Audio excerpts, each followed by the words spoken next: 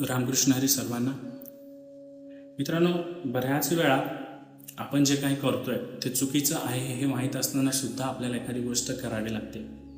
हे आपण का करतोय असा प्रश्न तुम्हाला कधी पडलाय का? तर हाच प्रश्न अर्जुनाला सुद्धा पडला होता. याचं मूळ कारण आहे मोह. आणि या मोहाने काय होतं हे सांगत असताना माऊली म्हणतात की मोह धरलिया ऐसे होईल, जे अस्ति प्रतिष्ठा जाईल आणि परलोकही अंतरेल येई केसी. म्हणजे काय? अर्जुन जेव्हा कुरुक्षेत्राच्या लढाईमध्ये श्रीकृष्णाला म्हणतो की माझा रथ हे दोन्ही सेनेच्या मधोमध उभा कर, श्रीकृष्ण तसे करतात. आणि जेव्हा अर्जुन शत्रू सैन्यावरून नजर फिरवतो तेव्हा त्याच्या अंगाचा थरका फुटतो, हातातील गांडीव धनुष्य गळून पडतो आणि तो खाली बसून श्रीकृष्णाला म्हणतो की मला हे युद्ध करायचं नाही. मग अर्जुनाला त्या शत्रू सैन्याची भीती वाटली का?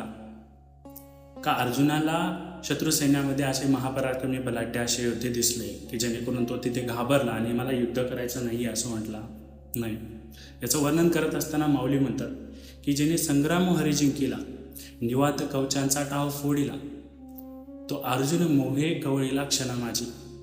ज्या अर्जुनाने स्वतः महादेवाशी युद्ध लढलं, शेवटी महादेवालाच तिथून माघार घ्यावी लागली, असा अर्जुन, ज्या अर्जुनानं निवात कवसारख्या महाबलाढ्य राक्षसांचा निपात केला, तो अर्जुन, महादेवाशी न हरणारा अर्जुन इथे मोहाशी क्षणात हरला.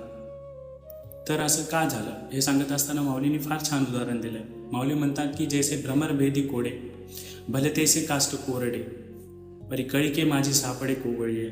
आपल्याला माहिती आहे भुंगा किडा, त्याच्या अंगी कठीणातल्या कठीण वस्तूला भेदण्याचं सामर्थ्य असतं, पण जेव्हा तोच भुंगा कळीमध्ये सापडतो, कमळाच्या कळीमध्ये सापडतो, तेव्हा त्यातून त्याला बाहेर पडता येत नाही. मग ती कळी चिरून त्याला तिथून बाहेर पडता येत नाही का? तर येतं. पण माऊली सांगतात की ते उत्तीर्ण होईल प्राणे, परी ते कमळ दरे चिरू देणे. स्वतःचा प्राण गेला तरी चालेल, पण त्या कळीला चिरून तो तिथून बाहेर पडत नाही का?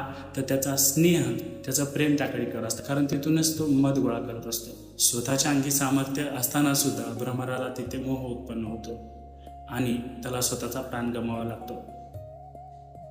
तुकाराम महाराज सुद्धा म्हणतात की आपुलेची मन करवी आपणा बंधन. आपलं मनच आपल्याला बंधनात टाकत असतं.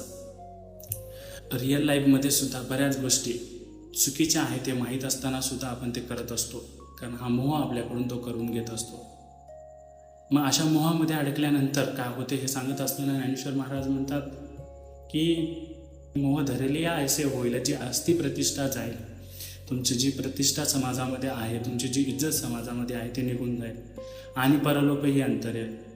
धर्माप्रमाणे कर्म केल्यानंतर जो मोक्ष मिळतो, मोक्षही तुम्हाला मिळणार नाही, त्यापासूनही तुमचं अंतर होईल असं संत ज्ञानेश्वर महाराज म्हणतात. म्हणून माया ओळख, मोह ओळख आणि मग ठरव. तुमच्याही लाईफमध्ये अशी एखादी तरी गोष्ट असेल जी फक्त तुम्हालाच माहिती आहे. रामकृष्ण.